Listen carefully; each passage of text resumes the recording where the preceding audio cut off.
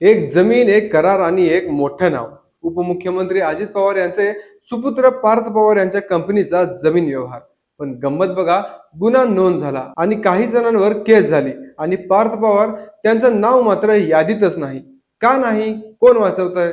नमस्कार, मी रवी. तुम्ही पाहत आहात अनफिल्टर्ड महाराष्ट्र ऑफिशियल. आज आपण उघड करणार आहोत त्या 5 अनुत्तर प्रश्नांची ज्यावर संपूर्ण महाराष्ट्राचं लक्ष खिळलं आहे.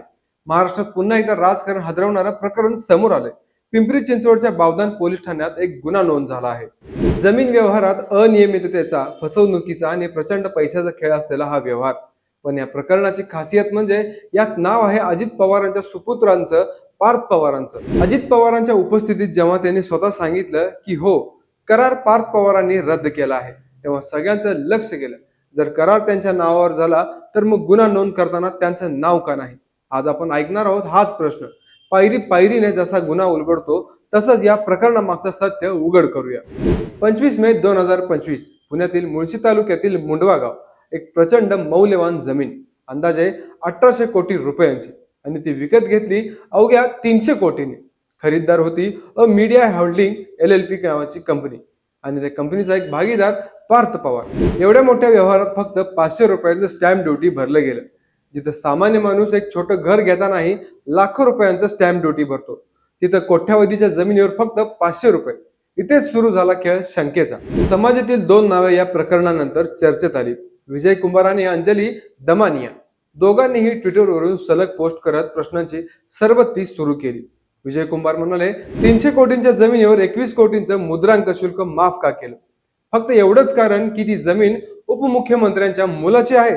तर अंजली दमन यांनी थेट प्रश्न केला. FIR झाला पण स्कॅम अजून सुरूच आहे. पार्थ अजित पवारांचं नाव नाही, कंपनीचंही नाही. का? वाचवण्याची तयारी सुरू आहे का? सोशल मीडियावर हे प्रश्न गाजत गेले आणि चौकशीची मागणी वाढली. विरोधकांनी या प्रकरणात हात घातला. शिवसेनाच्या नेत्या सुषमा अंधारे यांनी थेट पोस्ट केली. जिल्हा इंडस्ट्री बोर्डाच्या ठरावावर पार्थ पवारांची सही असूनही त्यांचं नाव FIR मध्ये का नाही? आमदार अंबादास दानवे यांनी तिखट भाषेत म्हटलं, कोरेगाव पार्क प्रकरणात पार्थ पवारांचं नाव वगळणं म्हणजे सरकारचे जादूचे प्रयोग सुरू आहेत.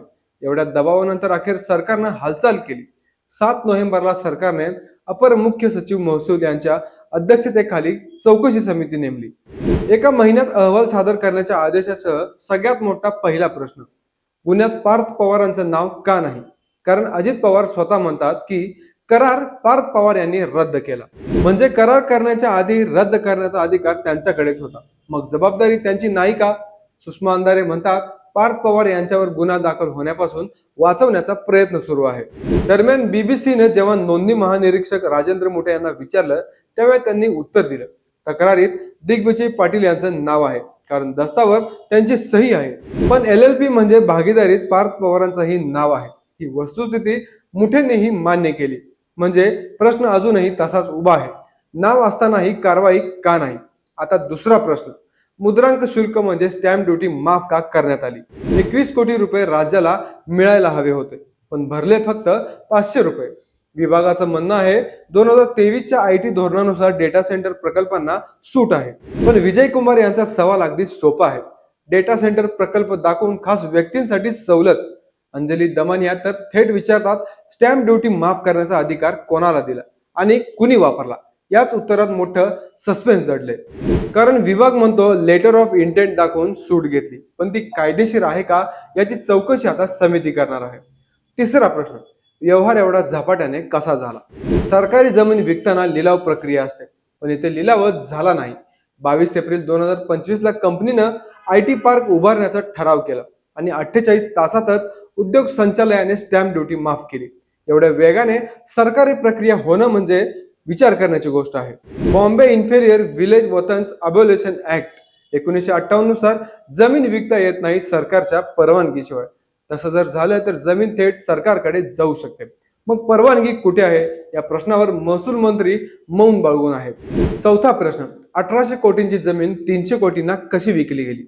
अंजली दमानिया म्हणतात, हा व्यवहार म्हणजे 6 पट कमी भावात जमीन विकत घेणे. या व्यवहारात स्पष्टपणे अंडर व्हॅल्युएशन झालेलं आहे आणि त्यातही 2 दिवसात स्टॅम्प ड्युटी माफ करण्याचे आदेश कसे मिळाले? हा प्रश्न अजूनही हवेत तरंगतोय. अंबादास दानवे यांनी म्हटलं, अवघ्या 1 लाख भांडवल असलेली कंपनी 1800 कोटींची जमीन घेते आणि सरकार शांत बसतं. मग हा व्यवहार कोणाच्या आशीर्वादानं झाला? पाचवा आणि सर्वात धोकादायक प्रश्न, पार्थ पवारांना वाचवण्याचा प्रयत्न होतोय का?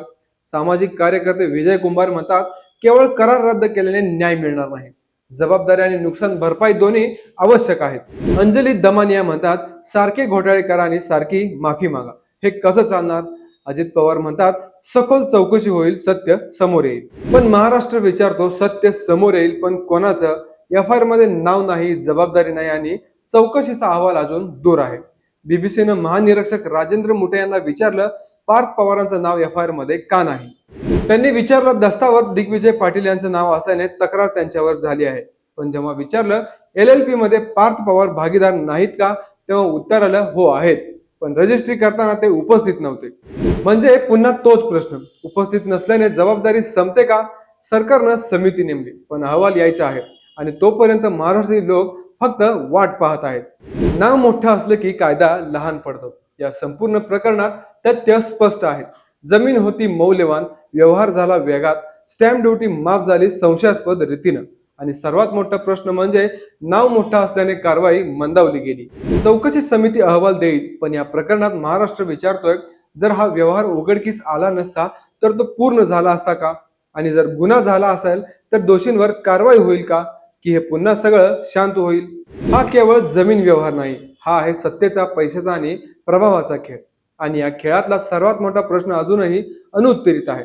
गुन्ह्यात पार्थ पवारांचं नाव का नाही?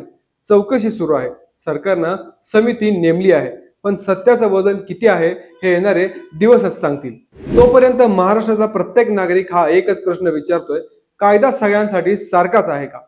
हा व्हिडिओ आवडला असेल तर आपल्या चॅनलला लाईक करा, शेअर करा आणि सबस्क्राईब करायला विसरू नका.